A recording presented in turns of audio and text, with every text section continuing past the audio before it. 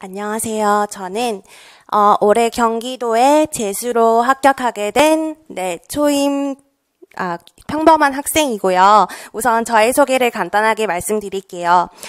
저는 우선 유아교육과를 주 전공하진 않았고 다른 사범교육대학에 다른 교육을 전공을 하고 유아교육에 조금 뜻이 생겨서 복수 전공을 하게 되었습니다.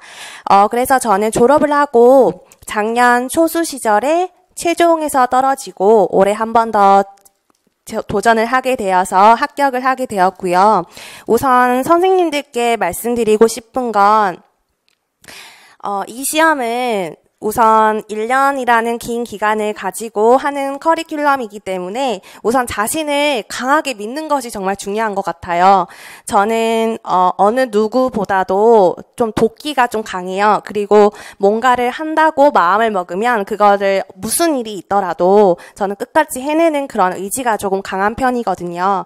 그래서 선생님들이 시험을 준비하실 때 이 시험을 준비하시게 되는 계기와 그리고 동기 유발에 대해서 동기에 대해서 한 번 더 생각을 한번 해보시는 시간이 지금 필요하신 것 같아요.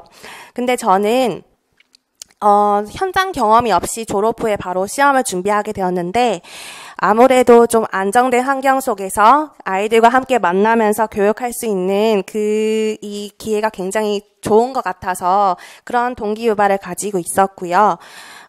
그리고 저는 초수와 재수 시절에 공부하는 거를 같이 합쳐서 말씀을 드리겠습니다. 우선 저는 1차 시험을 논술, 교육과정, 한국사, 시간관리로 4가지로 나누어서 설명드릴게요. 우선 논술은 제가 초수 시절에는 16점을 받았어요. 그때 나름 논술에 대해서 나름 체계적인 커리큘럼을 가지고 스터디도 병행을 하고 주 1회, 2회씩 매일 적어가면서 열심히 했었는데 16점을 받으니까 굉장히 충격인 거예요. 그래서 초수 시절에도 이제 1차 합격하고 스터디 분들과 함께 2차를 준비하면서 제가 논술 점수가 가장 낮더라고요, 제가. 그래서, 제가 논술 공부하는 것이 아무래도 잘못이 되었나 보다, 이렇게 생각해서 백 교수님의 논술 강의를 들었어요. 근데 교수님, 워낙 논술에서 유명하시잖아요. 그래서 카페에서도 뭐 논술, 백색 논술 틀 하면은 만능 틀이라고 불릴 만큼 그런 틀이 있는데 저는 그 틀을 활용을 했어요. 그래서 이 틀이 어떻게 보면 평가관님이 너무 획일하게 느끼실 수도 있기 때문에 저는 저만의 틀로 조금 구조화해서 변경시켜서 적용을 했어요. 그리고 이전에 제가 문제점을 파악을 하니까 저의 문장이 굉장히 복문이 많더라고요. 그래서 어떤 글을 딱 봤을 때 굉장히 화려하고 장황해 보이는데 알맹이가 없는 그런 글이었어요. 그래서 저는 그런 문제점을 알고 조금 더 간략하고 평가가님이 정말 수백 명의 답안지를 읽는데 너무 힘드실 거잖아요. 근데 명확하게 이해하실 수 있게 쉽게 적는 것도 능력이라고 생각해요. 그래서 조금 더 간단하고 명료하게 적는 그런 연습을 하였습니다.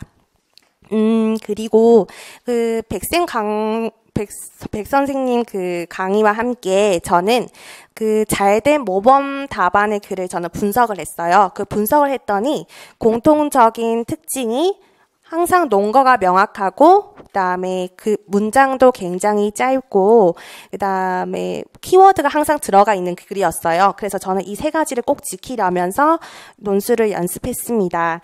그리고 문제 저희가 60분이라는 시간이 주어지는데 문제를 읽는 5분 그리고 개요도를 20분에서 25분 정도 작성을 하고 그다음 답안지 작성, 퇴고까지 이 시간을 저는 무슨 일이 있더라도 꼭 지키면서 연습을 했어요. 그리고 저는 논술이 좀 외적으로 굉장히 스트레스였어요. 16점인데 논술을 잘 받아야겠다는 그런 걱정도 많았고 또 시험을 보면서 1교시가 논술이니까 이 논술 컨디션에 따라서 이 시험의 전체를 좌우할 수 있을 거라는 생각이 들었기 때문에 정말 올해는 논술을 정말 열심히 썼어요. 그래서 이 사진에서도 보시다시피 이게 제가 논술을 실제로 저희가 쓰는 OMR 답안지를 인터넷에 팔거든요. 그래서 이것을 100매 정도 사가지고 매일 쓸 때 여기에 항상 옮겨 적었어요. 그래서 실전처럼 논술을 쓰는 것을 하고 여기 보이시면 그 빨간색 글씨로 되어 있거든요. 이거는 제가 다 쓰고 나서 저의 글을 한 번 더 검토하면서 조금 이거는 좀 어렵다 또는 이 내용은 좀 잘못됐다 부분은 빨간색으로 체킹을 반성적 사고를 하였어요. 그래서 조금 더 그 점을 보완을 하였고요. 그리고 저는 항상 공부가 끝나면 저희 어머님한테 이거를 보여드렸어요. 항상 엄마 나 이거 논술 이거 썼는데 엄마 좀 봐주세요. 이렇게. 그래서 유아교육에 대한 전문 지식이 없다고 하더라도 이 글을 읽고 명확하게 이해하고 그 다음에 그런 것들은 충분히 하실 수 있거든요. 전공자가 아니더라도요. 그래서 그런 부분에서 정말 도움을 많이 받았던 것 같아요.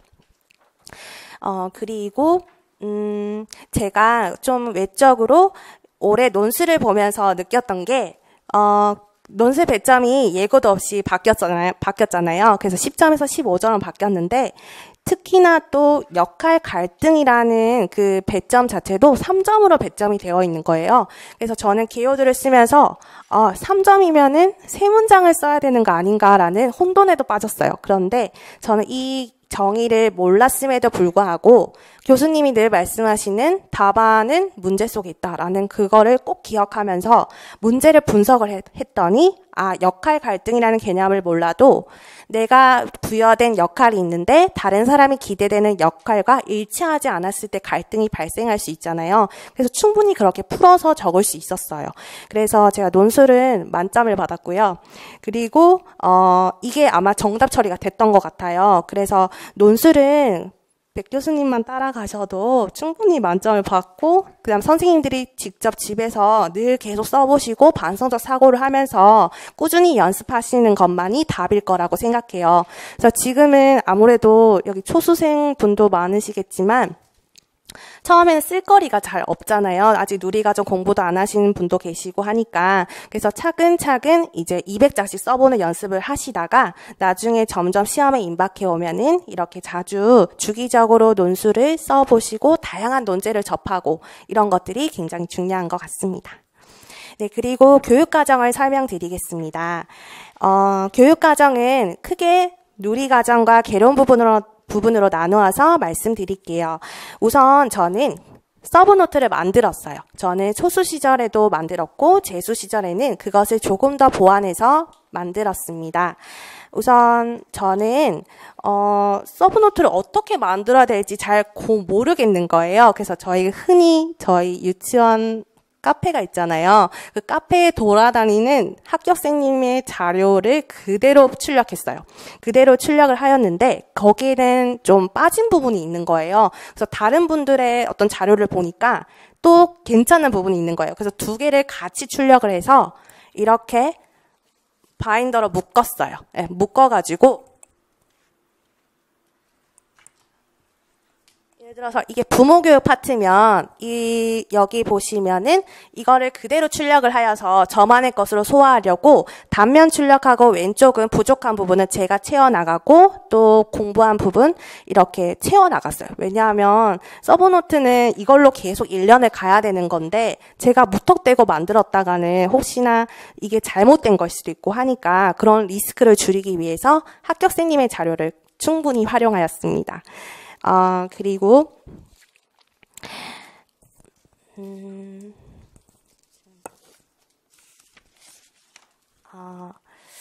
그리고 개론 부분 같은 경우에는 저희가 크게 제가 시험을 작년 올해 보면서 느낀 게 막연한 암기만이 필요한 것이 아니라 정확한 이해가 바탕이 되고 암기가 돼야 중요하다는 생각을 하였어요. 왜냐하면 예를 들어서 저희가 부모교육에 드라이커스, 기노트, 그 다음에 다양한 학자들의 부모교육 이론이 있잖아요. 근데 그거를 무턱대고 외웠는데 문제 속에서는 그것을 원하는 답이라는 것을 충분히 이해를 하고 해야지 그걸 쓸 수가 있잖아요.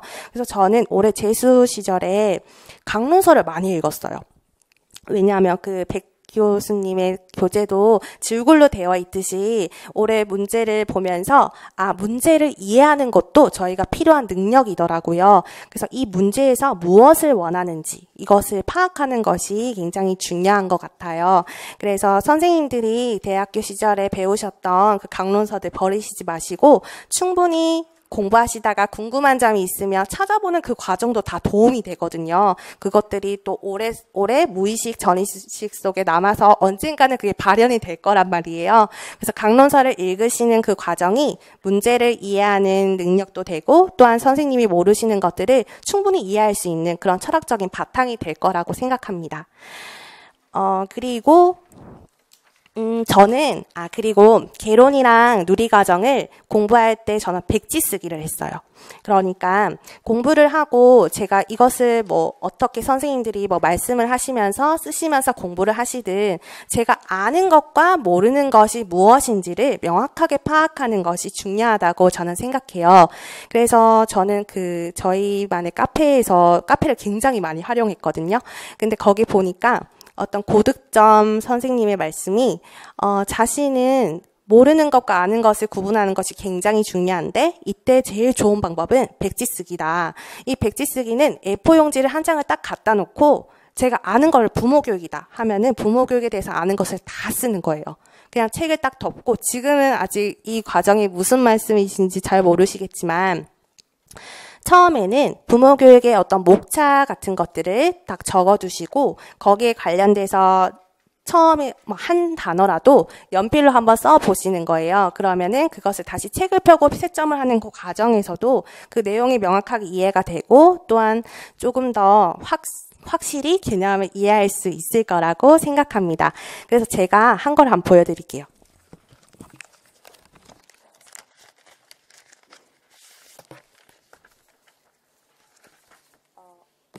이게 하나의 예인데요. 저는 여기 이게 사상 파트예요. 사상에서 소크라테스, 플라톤, 아리스토텔레스, 코메니우스 이렇게 학자 이름만 적어두고 거기에 중요한 내용들을 이렇게 연필로 적어보았어요. 적고 이런 파란색 부분 같은 경우에는 보충해야 될 부분, 빨간색은 제가 틀린 부분을 한 번 더 쓰면서 이렇게 공부를 했습니다. 저는 이게 굉장히 큰 도움이 되었어요. 그래서 저는 이 백지 쓰기를 적극적으로 활용했고 하도 많이 써서 여기 굳은 살이 배기고 나중에는 펜도 못 잡을 정도로 공부를 했거든요. 그래서 이걸 나중에 쌓여 보니까 저희 이까지 차더라고요. A4 용지가. 그래서 정말 많이 썼던 것 같아요. 전 쓰면서 공부하는 걸 좋아해서 이것을 적극적으로 활용했고 나중에는 정말 글씨를 바르게 쓸 수도 없을 지경이 된 거예요. 그래서 이렇게 정말 무슨 글씨인지도 잘 안 보이시겠지만 그냥 크게 개요도로 이렇게 나중에는 키워드만 적어서 이렇게 저는 암기를 하였습니다. 그래서 선생님들도 이제 공부를 하시면서 저는 교수님의 마인드맵 있잖아요. 그 교재도 적극적으로 활용했거든요. 거기에 이제 키워드도 다 나와 있고 하니까 시험에서 중요한 것들을 키워드만 채점이 되기 때문에 이런 마인드맵 활용이라든지 아니면 정말 중요한 키워드를 우선적으로 암기하는 것이 중요하다고 생각합니다. 그리고 개론은 이 정도로 말씀드리고요. 누리과정 부분을 말씀을 드릴게요. 누리과정은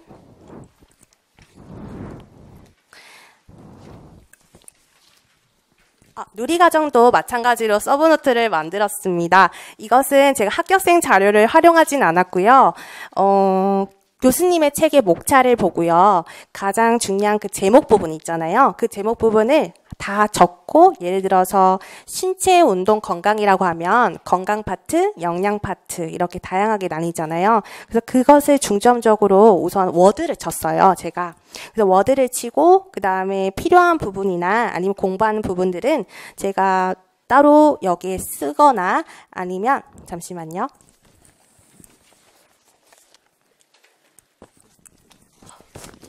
네, 지금 너무 많이 봐서 너덜너덜한데 이렇게 워드로 쳐가지고 이게 여기 보시면 노란색 형광펜은 제가 처음 봤을 때 중요하다고 생각하는 부분, 그다음 파란색 부분은 두 번째로, 그다음에 형광색으로 된 것은 세 번째로 봤을 때 제가 아직 덜 외워지는 부분을 표시한 거예요. 이렇게 표시한 이유는 저희 시험이 나중에 시험이 다가오면은 정말 카페나 주변 분들 또는 다른 강사분들이 정말 다양한 신이론이나 이런 것들을 쏟아내시거든요. 그러면 선생님들은 정말 불안하실 거예요. 아, 이것도 내가 공부를 해야 되나? 우리 교수님은 이런 거 안 가르쳐 주셨는데 어떡하지? 이런 불안감이 굉장히 많이 생겨요. 그리고 카페에는 나중에 보면은 시험이 다가왔을 때 거기 질문을 하시잖아요. 모르는 부분이 있으면 나는 이거 처음 보는 건데 이분은 벌써 이것도 아시고 공부하시나? 이런 불안감이 굉장히 커지거든요. 그런데 제가 이렇게 한 것은 이 공부는 정말 공부할 양이 정말 많아요. 그런데 줄여나가는 공부가 중요하다고 저는 생각을 해요. 그래서 나중에 선생님들이 정말 아까 백지 쓰기나 서브노트 등을 활용하셔서 아시는 부분, 모르시는 부분을 명확하게 파악하고 모르는 부분은 체킹했다가 그것을 계속 반복해서 반복만이 살 길인 것 같아요. 이 공부는. 그래서 이 반복을 하시면서 보시는 것이 중요해요. 그리고 이렇게 제가 단면 인쇄를 했는데 왼쪽에는 문제풀이 반대나 아니면은 모의고사 반대 필요한 부분을 관련되어서 왼쪽 부분에 제가 붙여두었어요.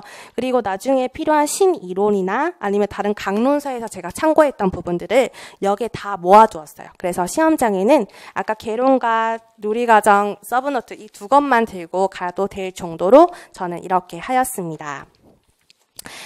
그리고 누리과정 안에 있는 세부 내용에 대해서 말씀드릴게요.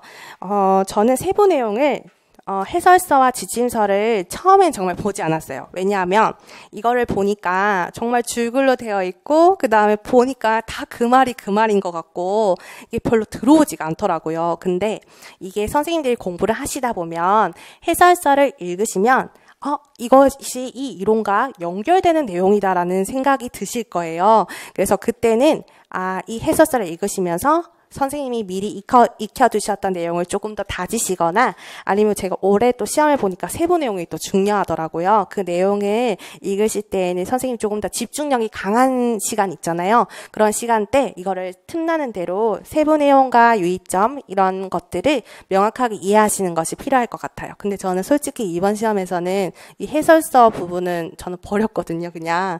그래서 이 중에 중요한 키워드를 추출해서 암기하시는 것이 중요하고 나중에 시험에 임박해서는 이 내용이 이 이론과도 관련되어서 이렇게 적으셨구나 라는 거를 명확하게 이렇게 딱 내가 깨어나는 거를 느끼시게 될 거예요.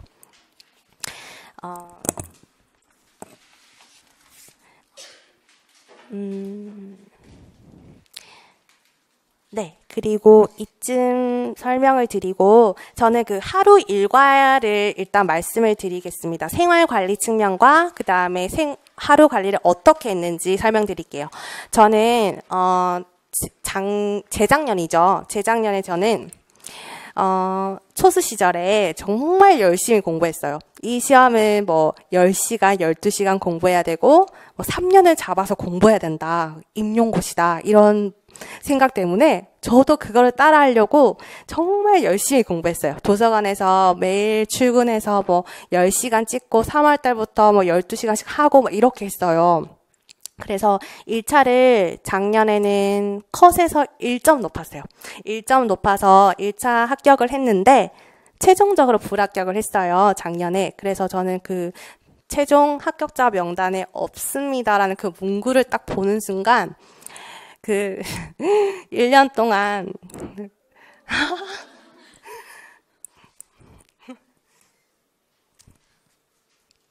네, 1년 동안 공부했던 것들이 다 날아가는 것 같고 그런 거예요. 너무 허무하고 다 참고 공부했는데 그래서 너무 힘들었어요. 그때. 너무 힘들어가지고 이 아픔을 다시는 겪고 싶지 않다라는 생각이 너무 컸어요.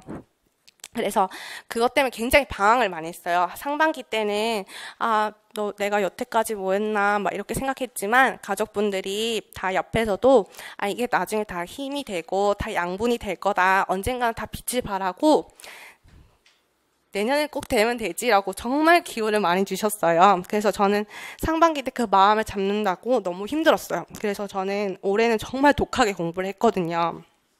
그래서 제가 올해 공부하면서는 늘 같은 스케줄로 기계적으로 살았어요. 나는 공부하는 기계다. 이런 제 사람임을 포기했어요. 저는 막 꾸미는 것도 좋아하고 친구들이랑 노는 것도 너무 좋아하고 그런데 그런 것들을 다 포기했어요. 그래서 휴대폰도 정지시키고 정말 공부했어요. 그래서 제가 아침잠도 많고 한데 그래도 저는 아파트 사는 앞에 도서관이 있었어요. 그래서 그 도서관에 아침 9시까지 꼭 무슨 일이 있더라도 뭐 홍수가 나도 무슨 일이 있더라도 꼭 9시까지는 꼭 앉았어요. 앉아서 저는 고시문 쓰는 거를 너무 좋아했거든요. 왜냐하면 고시문은 제가 정말 정확하게 암기를 초수 시절에도 했었고 무엇보다 자신이 있었기 때문에 고시문을 썼어요. 왜냐하면 그 고시문을 쓰고 딱 매기면은 다 맞으면은 그 희열감이 정말 끝내주거든요. 그래서 그 희열감으로 나는 잘할 수 있어. 이런 자신감으로 저에게 그런 첫 스타트가 중요하니까 그 고시문을 한 30분 정도 쓰고 혼자 매겨서 하루를 시작했어요. 그리고 점심 먹기 전까지는 개론을 영역을 지금 선생님들께서는 한 영역 정도를 잡으셔가지고 공부를 하시면 좋을 것 같아요. 그래서 발달 부분은 정말 양이 많으니까 이틀 동안 나누어서 하시면 될 것 같고 이렇게 일주일에 개론을 파트로 나누어서 오전 부분은 공부를 했습니다. 그리고 점심 때는 밥을 먹으러 가서 정말 황제식으로 먹었어요. 이게 체력전도 굉장히 중요하거든요. 저는 또 운동도 별로 안 좋아해서 그래도 음식이라도 건강하게 먹자 이런 주의여서 항상 점심 때 가면은 어머니께서 정말 진수성찬을 차려주셔요. 그래서 그거를 먹으면서 엄마랑 나 오늘 아침에 소크라테스 공부했는데 엄마 소크라테스 알아? 이러면서 이런 대화를 주로 했어요. 공부 내용에 관련된 주제. 그리고 제가 그때 공부할 당시에는 그 케이블에서 그 혼술남녀? 그 아시죠? 그 드라마 그거 보는 낙으로 공부했거든요. 그 점심 때 그 황제식을 먹으면서 그 TV를 보면서 공감도 하고 그다음에 마음의 위안을 많이 그때 찾았던 것 같아요. 그리고 이제 점심을 1시간 내로 꼭 먹고 도서관에 도착해서 그 커피 한 잔을 마시는 게 전 너무 행복했어요. 그 커피 한 잔 달달한 커피를 마시면서 내가 여기 공부할 수 있음에 감사하고 그다음에 제가 그 시간이 너무 좋았기 때문에 그 시간을 활용해서 논술을 썼어요.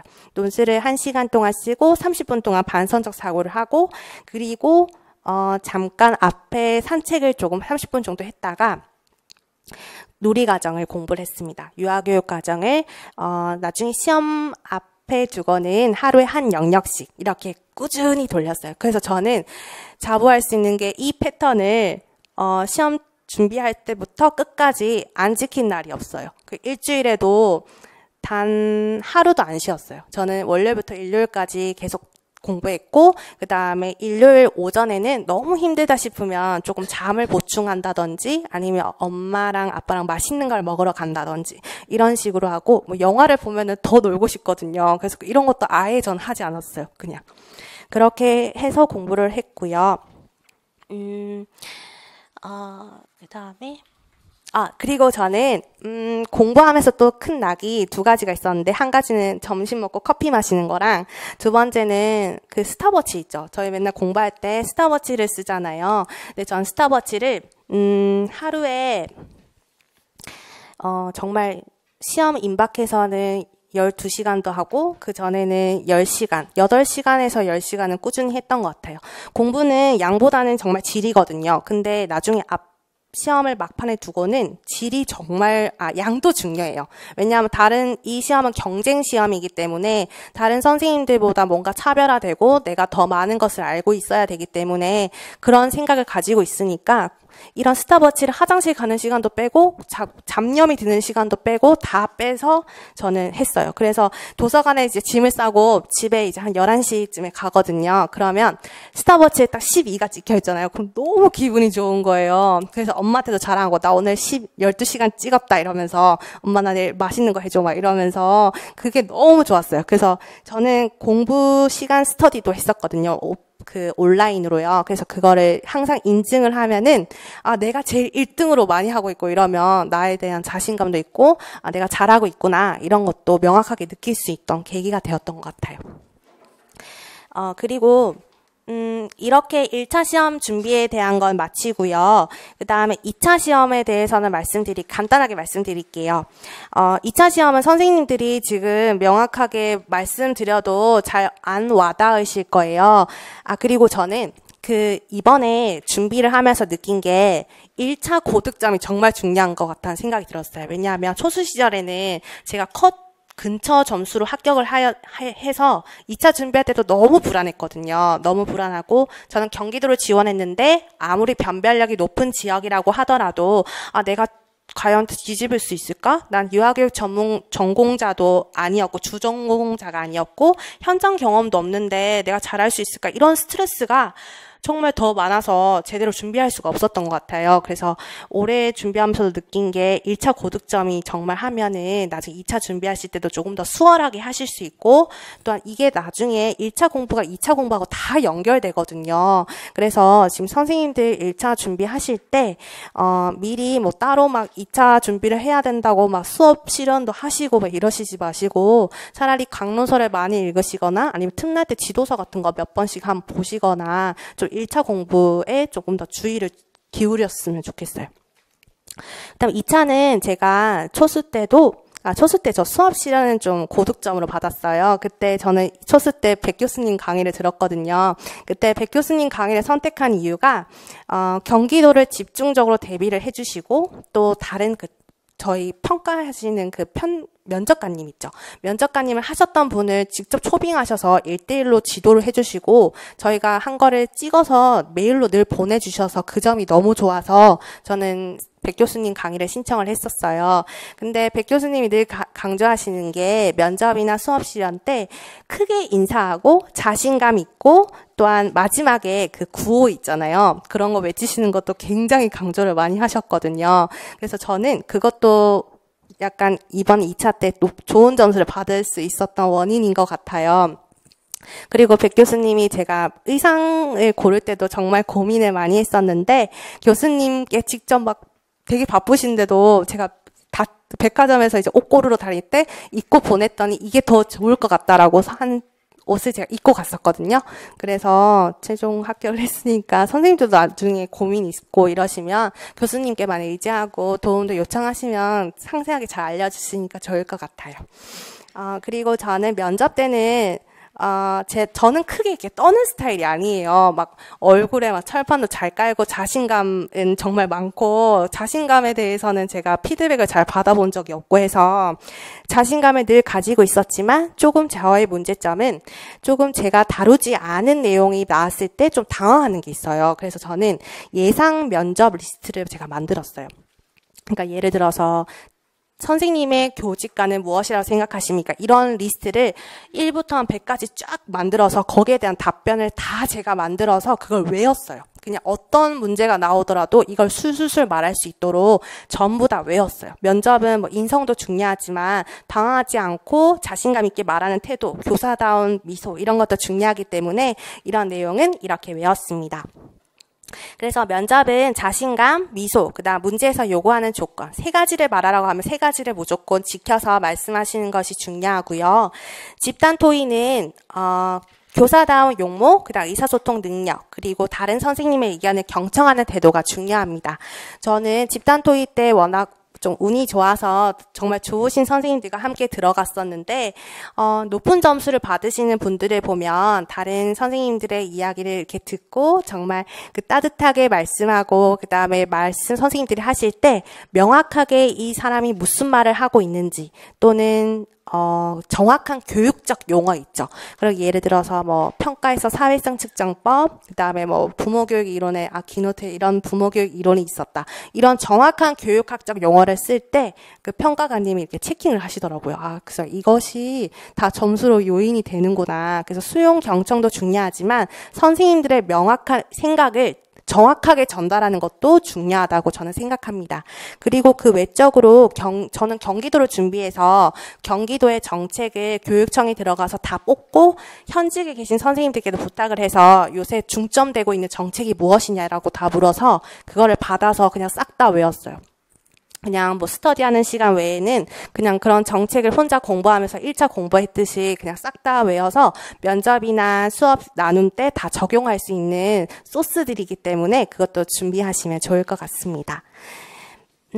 그리고 수업 시간은요, 저는 유아교육을 복수 전공을 했기 때문에 유아교육 실습도 안 다녀왔어요. 그래서 유아교육을 수업도 안 해보고 이 시험을 준비하게 되었거든요. 근데 제가 만점은 아니지만 그래도 좀 좋은 점수를 받을 수 있었던 거는 그 이야기 나누기, 뭐 동화, 그다음 동극 이런 다양한 유형들을 그 만능 틀이 있거든요. 아, 이런 것들은 꼭 들어가야 된다. 그다음 평가표에 꼭 들어가 있는 요소 등을 전부 다 외웠어요. 저만의 만능 틀로 만들어가지고, 아, 이야기 나누기 할 때는 맨 처음에 주의 집중해야 되고, 그 다음에 동기 유발해야 되고, 이런 순서가 있잖아요. 뭐, 하이패스에도 나와 있더라고요. 그런 것들을 싹 다 외워서, 아, 이거를 익히고, 그 다음으로 선생님들이 갖춰야 될 게 자신감, 그리고 유아 중심적인 발문, 그 외로 좀 능력이 되신다면, 창의적인 발문까지 포함하시면 좋을 것 같아요. 그리고 저는, 정말 스터디를 활용을 많이 했어요. 1차 시험이 끝나고 하루만 쉬고 바로 스터디를 구해서 바로 저는 사실 지방에 살거든요. 그래서 부산에 살아요. 그래서 그 작년에 초수 때도 백 교수님 강의 들으러 일주일에 2번을 왔다 갔다 거렸어요. 아침에 첫 차 막 새벽 2시 차 타고 와가지고 여기 도착하니까 새벽 6시더라고요. 학원에 맨 처음에 와가지고 혼자 공부하다가 교수님 강의가 있으면 강의 듣고 스터디 다 하고 이제 밤에 10시 돼서 집에 내려갔다가 또 거기서 스터디도 하고 진짜 그렇게 살았어요. 그래서 정말 2차 시험 준비하실 때는 의지가 정말 중요하신 것 같아요. 그래서 저는 수업 실현 저희 지역에서도 스터디를 했는데 워낙 스터디원을 잘 만나서 그 지역 스터디에서도 제가 수업하는 거 있으면 현장 경험이 많으신 선생님이 제 걸 피드백 해주시고 저는 그것을 수용하고 이렇게 해서 스터디원이 모두 다 합격했어요. 그분 중에서 저희 지역 수석분도 계시고 정말 운이 좋게 그렇게 만났던 것 같아요. 그래서 선생님들이 피드백할 때 어떻게 보면 그게 상처가 될 수 있어요. 맨 처음에는. 저도 좀 많이 지적을 받았던 게, 조금 말이 빨라진다던가 아니면은 조금 약간 교사 중심적인 수업이 될 수도 있다라는 지적을 많이 들어서 혼자 집에 있을 때도 이렇게 카메라를 딱 켜놓고 혼자 수업을 막 이렇게 막 어떻게 다른 사람이 보면 되게 좀 정신이 이상하다고 할 정도로 막 되게 막 이렇게 연습을 많이 했어요. 그리고 가족분들 앞에서도 연습을 많이 하고 그냥 제 친구도 앉혀놓고 그냥 수업했어요. 쟤 뭐 이상하다 이렇게 생각하든 말든 난 합격을 해야 되니까. 그래서 나는 계속 수업을 하루에도 혼자 집에서도 한 3개를 연습했어요. 그냥 스터디에서 2개 연습하고 그다음 온라인 스터디도 했는데 하나씩 찍고 올려서 피드백 받는 스터디도 해서 하루에 한 6개 정도로 수업만 했어요. 수업이 너무 부족하다고 생각해서 그래서 자신들이 부족하신 것이 무엇인지 명확하게 파악하고 그걸 집중적으로 공부하는 것이 중요하다라고 생각합니다. 그리고 너무 오래 들으셔서 조금 지루하실 수도 있는데 마지막으로 선생님들께 말씀드리고 싶은 말로 마무리 짓겠습니다. 저는 굉장히 독하게 공부를 했어요. 이 시험이 그래도 유아 임용을 준비해야겠다라고 마음을 먹고 공부를 하시는데 언젠가는 다 합격하실 거예요. 합격하시겠지만 그걸 어느 누가 더 빨리 합격하느냐가 정말 중요한 것 같아요. 이게 1년, 2년, 3년 이렇게 넘어가면은 더 힘들고 더 고통스럽고 이럴 거거든요. 그래서 선생님들 올해 꼭 합격 무조건 무슨 일이 있더라도 해야겠다라는 동기유발을 한번 생각해 보시고 그런 것들 명확하게 다지시고 1년 안에 꼭 합격을 해야 된다면 나만의 전략, 그다음에 다른 선생님들에 비해서 경쟁에서 승리를 해야 되니까 그 차별점에 맞게 무언가를 열심히 준비를 하셔야 될 것 같아요. 저도 지금 발령을 받고 지금 현장에 병설 유치원에 발령을 받았어요. 받고 인수인계를 하면서 정말 교장 선생님이나 다른 장학관님 만나 뵈면서 그 축하 말씀을 들으면서 네, 이 공부가 정말 뭐 3년을 공부하든 몇 년을 공부하든 정말 해볼 만한 시험이구나. 지금 너무 힘드시고 너무 작고 같고 너무 우울하고 막 그렇거든요. 막 아무도 안 알아주는 것 같고. 그런데 그런 것들이 나중에 몇 배로 돌아와요. 선생님들께 다 몇 배로 돌아오고 현장에서 빨리 이쁜 애기들 만나보고 싶잖아요. 그러시면 선생님들이 지금부터라도 열심히 너무 막 12시간씩 이렇게 공부하시지 마시고 체력 관리랑 슬럼프 관리 이런 거 잘 하시면서 전략을 충분히 세우시고 그다음에 주변에 있는 소스들을 충분히 활용하세요. 부모님도 활용하고 인터넷 카페도 활용하고 다양한 자료 등을 활용하셔서 하시면 선생님들도 꼭 해내실 수 있을 거예요. 그래서 선생님들은 제가 그 작년에 아팠던 그런 것들을 안 겪으셨으면 좋겠어요. 그래서 지금 늦지 않았으니까 3월 달부터 선생님들 지금부터 힘내시고 계획 체계적으로 세우셔서 1년만 딱 참고 공부하시면은 정말 큰 기쁨이 아마 다가올 거예요. 그래서 선생님들도 하실 수 있고 저도 정말 평범한 학생이었거든요. 할 수 있으니까 선생님들은 우리 대한민국의 교육을 바꾸실 선생님들이시기 때문에 늘 자부심을 가지시고 공부를 하셨으면 좋겠습니다. 감사합니다.